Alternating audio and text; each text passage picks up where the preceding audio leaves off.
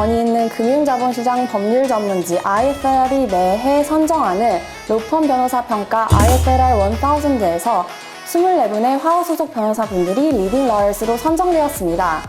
올해는 특히 실무를 담당하는 변호사님들이 대거 진입하였는데요. 그분들 중 3분을 이곳으로 모셨습니다. 안녕하십니까. 이번에 IFRR 1000에서 금융 분야 하일리 리가드 변호사로 선정된 금융그룹의 조재름 변호사라고 합니다. 프라이빗 에쿼티와 M&A 분야에서 라이징 스타 파트너로 선정된 자문그룹의 박기만 변호사입니다. 네, 안녕하세요. 저도 이번에 함께 뱅킹 앤 파이낸스 분야에서 라이징 스타 파트너로 선정된 금융그룹의 최은철입니다. 기대해 주세요. 이제 선정 소감을 안 여쭤볼 수가 없겠는데요. 저희가 OX 퀴즈를 준비해서 이 퀴즈에 대한 답을 OX로 하나, 둘, 셋 외쳤을 때 들어주시면 됩니다. 자, 첫 번째 질문 드리겠습니다. 나는 내가 선정될 것이라고 예상했다. 하나, 둘, 셋. 네, 저는 사실 예상을 못했고요. 그러니까 뭐 M&A는 프라이빗 에쿼티 시장에서 좋은 훌륭하신 변호사님들이 워낙 많으셔서 제가 선정될 수 있을 거라고 기대하거나 하지는 않았고요. 그렇기 때문에 또 선정 소식을 듣고 나서는 그만큼 더 기뻤던 것 같습니다. 저는 사실 업무 분야가 이제 금융그룹 안에서 업무를 하는데 부동산 금융 업무를 또 주로 하고는 있으나 또 다른 업무가 금융 규제 업무를 많이 하고 있습니다. 그런데 금융 규제 업무는 사실은 이러한 이제 해외 기관에서 집계하는 매체에서의 카운팅이 되지 않는 부분들이 있고 단순히 이제 부동산 금융 또는 파이낸스 관련된 딜 업무만 이제 취합을 하기 때문에 그 업무 한정해서 보지 않더라도 아무튼 저보다 훌륭하신 분들이 더 많은데 어떻게 저도 선정이 돼서 오히려 제가 제일 놀랐던 것 같습니다. 옆에 있는 변호사가 선정돼서 깜짝 놀랐다. 하나, 둘, 셋.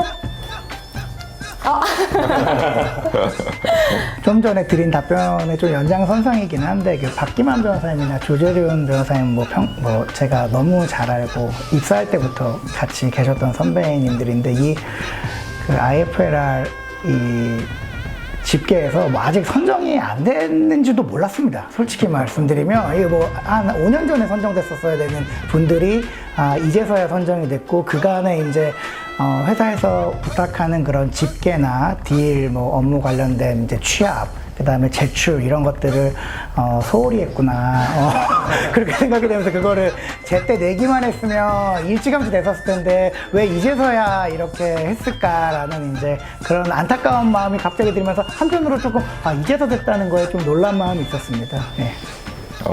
저는 놀라지 않았고요. 두 분 변호사님들이 워낙에 특히나 이제 저희 법인 금융팀에서 핵심적인 역할을 맡고 계시고 회사 내부뿐만 아니라 외부에서도 아주 전문가로서 높은 평판을 가지고 계신 걸 잘 알고 있기 때문에 놀라지 않았고 특히 이제 조 변호사님 같은 경우에는 이제 하일리 리가지로 선정이 되신 것도 지금까지 해온 업무에 비하면 당연한 결과지 않나 생각이 들었습니다. 저도 역시 두 분 변호사들 워낙 열심히 잘하시는 분들이고 또 고객들 평가가 되게 좋아가지고 당연히 선정될 거로 생각해서 그리 놀라진 않았습니다. 예. 이렇게 선정되실 때는 그만한 노력이 뒤에 있었을 거라고 생각을 하는데요. 끊임없이 변호사로서 발전하시기 위해 하시는 노력들이 있으시다면 어떤 게 있으실지도 궁금합니다. 저는 주로 이제 업무가 M&A랑 이제 PE 업무, 펀드 관련된 업무들을 하고 있는데요. 그게 일단 첫 번째로는 그거 관련해가지고 이제 판례라든지 법령뿐만 아니라 이제 행정 가이드라인, 규제 이런 것들도 계속 변하고 있기 때문에 이제 그때그때 계속 업데이트되는 내용들을 확인하고 이제 인식하고 있는 그런 걸 이제 꾸준히 하고 있고요.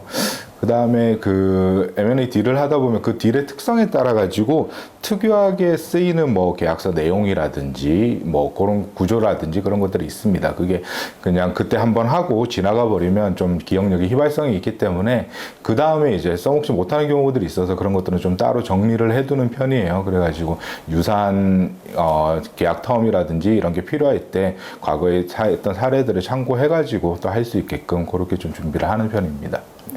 저도 마찬가지로 뱅킹 앤드 파이낸스 분야가 상당히 규제도 많고 또 시시각각으로 변화하는 판례라든지 규정이 많아가지고 저는 계속 이런 변화들을 팔로우하기 위해서 많이 노력하고 있습니다.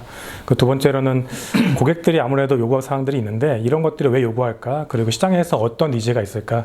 항상 이런 거를 파악하려고 많이 노력하고 있습니다. 저는 일단 기본적으로 그 모든 업무를 할 때 내가 고객이 원하는 최상의 법률 서비스를 제공하고 있는 것인가 라는 자문을 항상 좀 많이 하는 편인 것 같습니다.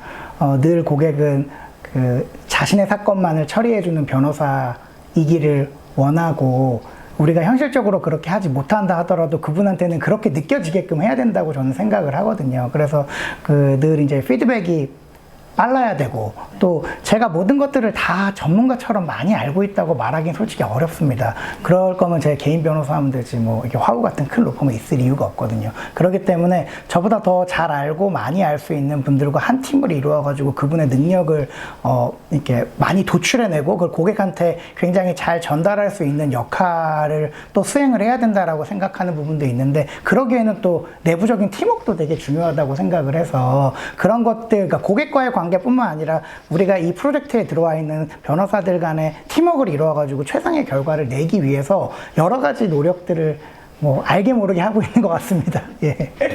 네, 말씀 감사합니다. 그러면 이제 동료 및 고객분들께 전하시고 싶은 말씀이 한마디씩 있으시면 부탁드리겠습니다. M&A 업무라는 게 기본적으로 변호사가 한두 명이 할 수는 없습니다. 기본적으로 프로젝트 단위별로 최소한 4-5명 정도, 많은 때는 10명 이상의 변호사들이 모여서 이제 프로젝트를 수행을 하게 되고 그렇기 때문에 뭐 당연히 선후배 변호사들의 도움이 필수적입니다. 그리고 함께 이거를 해 나가자라고 하는 그 마음 없이는 어떤 딜도 성사시킬 수 없다고 생각을 하거든요. 덕분이라고 생각을 하고 이 자리를 빌어서 또 진심으로 감사하다는 말씀 전하고 싶습니다.